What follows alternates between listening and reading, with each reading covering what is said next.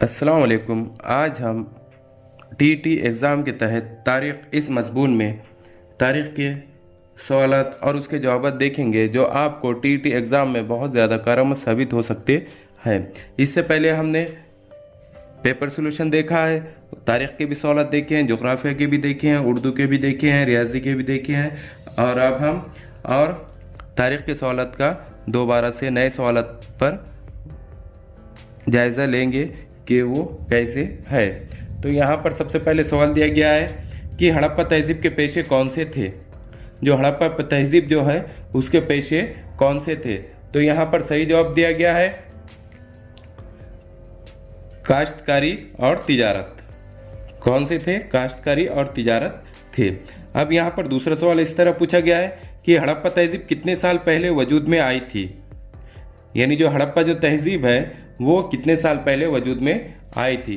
तो यहाँ पर सही जवाब दिया गया है कि 5000 साल पहले। कब आई थी? 5000 साल पहले आई थी। अब यहाँ पर अगला सवाल दिया गया है कि हड़प्पा तहज़ीब कौन सी तहज़ीब थी। यानी जो हड़प्पा जो तहज़ीब है वो कौन सी तहज़ीब थी। तो यहाँ पर सही जवाब दिया गया है कि वो शहरी तहज़ीब थी। कौन सी थी? वो शहरी तहज़ीब थी। अब यहाँ पर अगला सवाल इस तरह पूछा गया है कि वैदिक दौर में लिखे गए 4 वेदों का नाम लिखिए। अब जो वैदिक दौर जो गुजरा है उसमें से जो 4 वेदों के नाम लिखना है। तो यहाँ पर सही जवाब है ऋग्वेद, बहरवेद, सामवेद और अथर्ववेद। ये 4 वेद है। अब यहाँ पर अगला सवाल इस तरह पूछा गया है कि ऋग्वेद के हर शेर को क्या कहते हैं। अब जो ऋग्वेद का जो है तो उसके हर शेर को क्या कहते हैं। तो यहाँ पर सही जवाब दिया गया है रचा, यानी उसको रचा कहते हैं। अब यहाँ पर अगला सवाल इस तरह पूछा गया है कि वैद दौर में मौजूद 4 तबक़ात के नाम बताइए। अब जो वैद दौर है उसमें मौजूद 4 तबक़ात है तो उनके नाम बताना है। तो यहाँ पर सही जवाब है कि ब्राह्मण, क्षत्रिय, वैश्य और शूद्र, ये 4 तबक़ात के नाम है। अब यहाँ पर अगला सवाल इस तरह पूछा गया है कि गौतम बुद्ध ने अपना पहला वास कहाँ दिया। यानी जो गौतम बुद्ध जो गुजरे हैं उन्होंने अपना पहला वास यानी पहला बयान कहाँ दिया। तो यहाँ पर सही जवाब है कि सारनाथ के मुकाम पर। कहाँ पर? सारनाथ के मुकाम पर। अब यहाँ पर अगला सवाल इस तरह पूछा गया है कि गौतम बुद्ध का असल नाम क्या था। यानी जो गौतम बुद्ध जो गुजरे हैं उनका असल नाम क्या था। तो यहाँ पर सही जवाब है सिद्धार्थ। क्या था?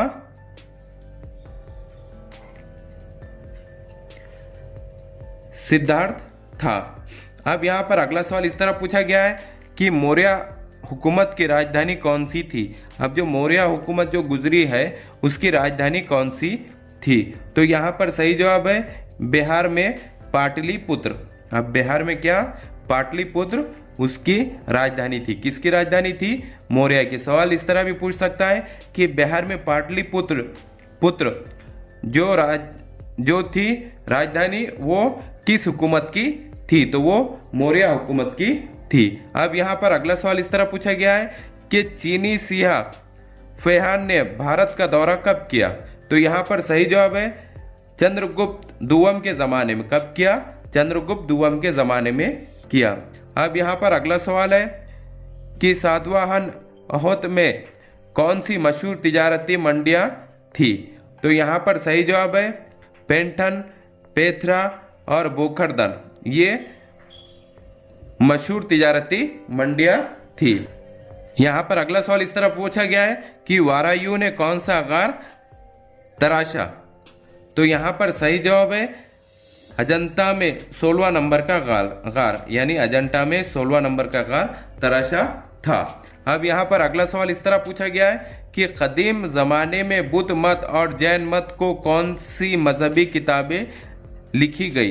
अब कदीम ज़माने में बुद्ध मत और जैन मत को कौन सी मजहबी किताबें लिखी गई। तो यहाँ पर सही जवाब दिया गया है पतिटक और आगम, ये किताबें लिखी गई। अब यहाँ पर अगला सवाल इस तरह है कि संस्कृत अदब में कौन सी शोहरा आफक रज़्मिया नज़में लिखी गई?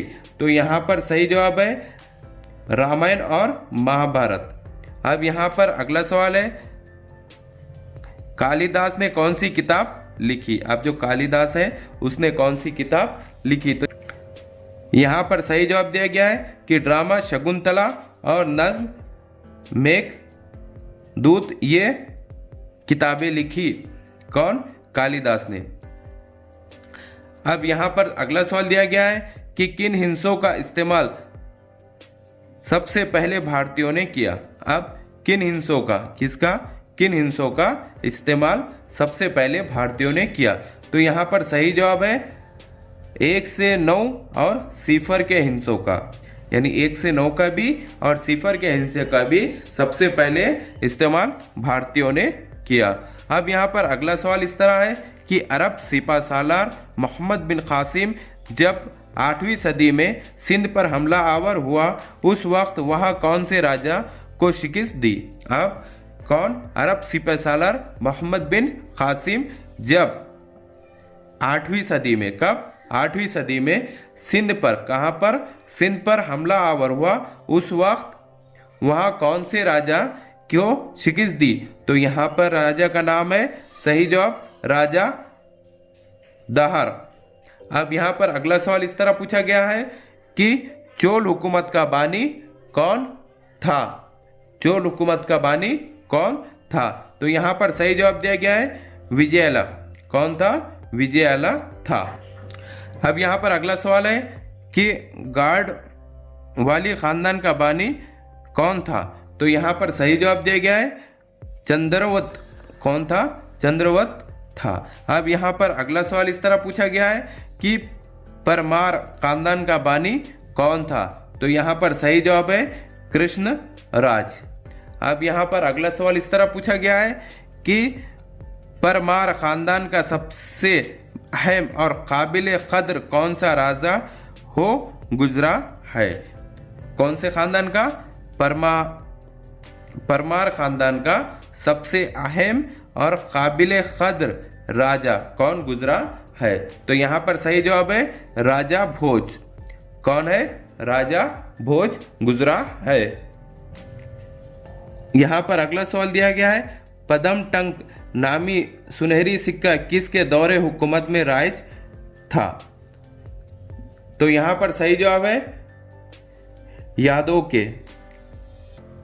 अब यहाँ पर अगला सवाल पूछा गया है कि महाराष्ट्र में वेरूड़ के मुकाम पर तराशा गया कौन सा मंदिर नक्काशी के फन के बेमिसाल नमूने है? कहाँ पर? वेरूड़ में। कहाँ पर? महाराष्ट्र के। तराशा गया कौन सा मंदिर नक्काशी के बेमिसाल नमूने है? तो यहाँ पर सही जवाब दिया गया है कैलाश। कौन सा मंदिर है? कैलाश का।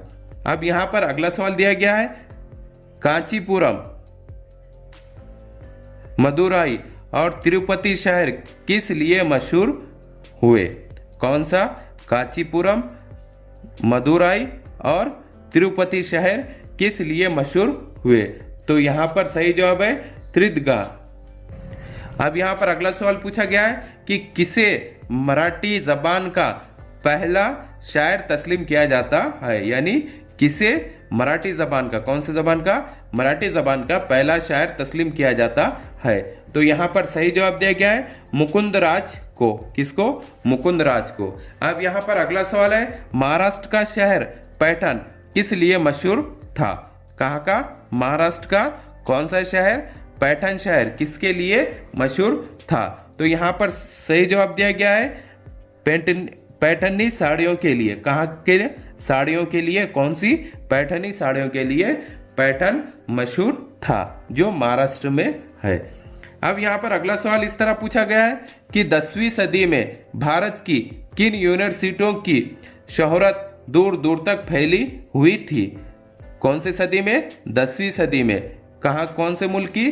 भारत की यूनिवर्सिटियों की शोहरत दूर दूर तक फैली हुई थी। तो यहाँ पर सही जवाब दिया गया है नालंदा और विक्रमशिला, ये यूनिवर्सिटियाँ 10वीं सदी में भारत की मशहूर यूनिवर्सिटियां हो गुजरी है। अब यहाँ पर अगला सवाल इस तरह पूछा गया है कि कुतुब मीनार की तामीर की इब्तिदा किसके अहद में हुई? कौन सी कुतुब मीनार की तामीर की इब्तिदा किसके अहद में हुई? तो यहाँ पर सही जवाब दिया गया है कुतुबुद्दीन ऐबक के दौर में कुतुब मीनार बना था। अब यहाँ पर अगला सवाल दिया गया है कि अल्तमश ने कौन सा सिक्का जारी किया? किसने? अल्तमश ने। अब यहाँ पर सही जवाब दिया गया है टंका। कौन सा? टंका का सिक्का जारी किया था। अब यहाँ पर अगला सवाल है दिल्ली की तख्त पर बैठने वाली पहली और वाहिद खातून कौन थी? कौन से तख्त पर? दिल्ली के तख्त पर बैठने वाली पहली और वाहिद खातून कौन थी? तो यहाँ पर सही जवाब है रजिया सुल्ताना। अब यहाँ पर अगला सवाल है मोहम्मद तुगलक ने देवगिरी का नाम क्या रखा? कौन? मोहम्मद तुगलक ने किसका? देवगिरी का नाम क्या रखा? तो यहाँ पर सही जवाब है दौलताबाद। अब यहाँ पर अगला सवाल पूछा गया है कि 11वीं सदी ईस्वी में भारत पर किसके हमले हुए? कौन सी सदी में? 11वीं सदी ईस्वी में। कहाँ पर? भारत पर किसके हमले हुए? तो यहाँ पर सही जवाब है तुर्कों के, यानी 11वीं सदी में तुर्कों ने भारत पर हमले किए। अब यहाँ पर अगला सवाल पूछा गया है किसे दिल्ली का सुल्तान तस्लीम किया जाता है? यानी कौन है जिसको दिल्ली का सुल्तान तस्लीम किया जाता है? तो यहाँ पर सही जवाब दिया गया है अल्तमश को। किसको? अल्तमश को। अब यहाँ पर अगला सवाल है तुगलक खानदान का आखिरी बादशाह कौन था? कौन से खानदान का? तुगलक खानदान का आखिरी बादशाह कौन था? तो यहाँ पर सही जवाब है नासिरुद्दीन महमूद। कौन था? नासिरुद्दीन महमूद था। अब यहाँ पर अगला सवाल है मशहूर शायर और दानिश्वर अमीर खुसरो किस बादशाह के दरबार से वाबस्ता थे? कौन? मशहूर शायर और दानिश्वर अमीर खुसरो किस बादशाह के दरबार से वाबस्ता थे? तो यहाँ पर सही जवाब है गयासुद्दीन। किसके? गयासुद्दीन के। अब यहाँ पर अगला सवाल है कुतुब मीनार की तामीर किस बादशाह के दौर में मुकम्मिल हुई? किसकी? कुतुब मीनार की तामीर किस बादशाह के दौर में मुकम्मिल हुई? तो किसके दौर में? मोहम्मद तुगलक के दौर में मुकम्मिल हुई। और इब्तिदा किसके दौर में हुई थी? कुतुबुद्दीन ऐबक के दौर में कुतुब मीनार की इब्तिदा हुई थी और वो मुकम्मिल हुआ मोहम्मद तुगलक के दौर में। इब्तिदा कुतुबुद्दीन ऐबक के दौर में और पूरा मुकम्मिल हुआ मोहम्मद तुगलक के दौर में। अब यहाँ पर अगला सवाल पूछा गया है मंगोल हुक्मरान तैमूर लिंग ने भारत पर कब हमला किया? तो यहाँ पर सही जवाब दिया गया है 1998 में। कब हमला किया? 1998 में हमला किया। अब यहाँ पर अगला सवाल दिया गया है कुतुबुद्दीन ऐबक का इंतकाल कब हुआ? किसका? कुतुबुद्दीन ऐबक का इंतकाल कब हुआ? तो यहाँ पर सही जवाब दिया गया है 1210 ईस्वी में। कब हुआ? 1210 ईस्वी में हुआ। अब यहाँ पर अगला सवाल इस तरह पूछा गया है कि रजिया सुल्ताना का कत्ल कब हुआ? यानी जो रजिया सुल्ताना जो दिल्ली के तख्त पर बैठने वाली पहली खातून थी उसका कत्ल कब हुआ? तो यहाँ पर सही जवाब दिया गया है 1240 ईस्वी में। कब हुआ? 1240 ईस्वी में हुआ। अब यहाँ पर अगला सवाल है गयासुद्दीन बलबीन का इंतकाल कब हुआ? किसका? गयासुद्दीन बलबीन का इंतकाल कब हुआ? तो यहाँ पर सही जवाब दिया गया है 1886 ईस्वी में। कब हुआ? 1886 ईस्वी में हुआ। अब यहाँ पर अगला सवाल है अलाउद्दीन खिलजी दिल्ली का सुल्तान कब बना? कौन? अलाउद्दीन खिलजी। कहाँ का सुल्तान? दिल्ली का सुल्तान कब बना? तो यहाँ पर सही जवाब है 1296 ईस्वी में। कब बना था? 1296 ईस्वी में बना था। अब यहाँ पर अगला सवाल है अलाउद्दीन खिलजी की वफात कब हुई? किसकी? अलाउद्दीन खिलजी जो था उसकी वफात कब हुई? तो यहाँ पर सही जवाब दिया गया है 1316 ईस्वी में। कब हुई? 1316 ईस्वी में अलाउद्दीन खिलजी की वफात हुई। अब यहाँ पर अगला सवाल है मोहम्मद तुगलक का इंतकाल कब हुआ? किसका? मोहम्मद तुगलक जिसको सरपिरा बादशाह भी कहा जाता है उसका इंतकाल कब हुआ? तो यहाँ पर सही जवाब दिया गया है 1351 ईस्वी में। कब हुआ था इंतकाल? 1351 ईस्वी में मोहम्मद तुगलक का इंतकाल हुआ। इस तरह के हमारे एजुकेशनल वीडियो देखने के लिए हमारे चैनल को सब्सक्राइब करें, बेल आइकन दबाएं, लाइक करें, शेयर करें और आगे के वीडियो देखने के लिए हमें कमेंट्स करें। Thank you.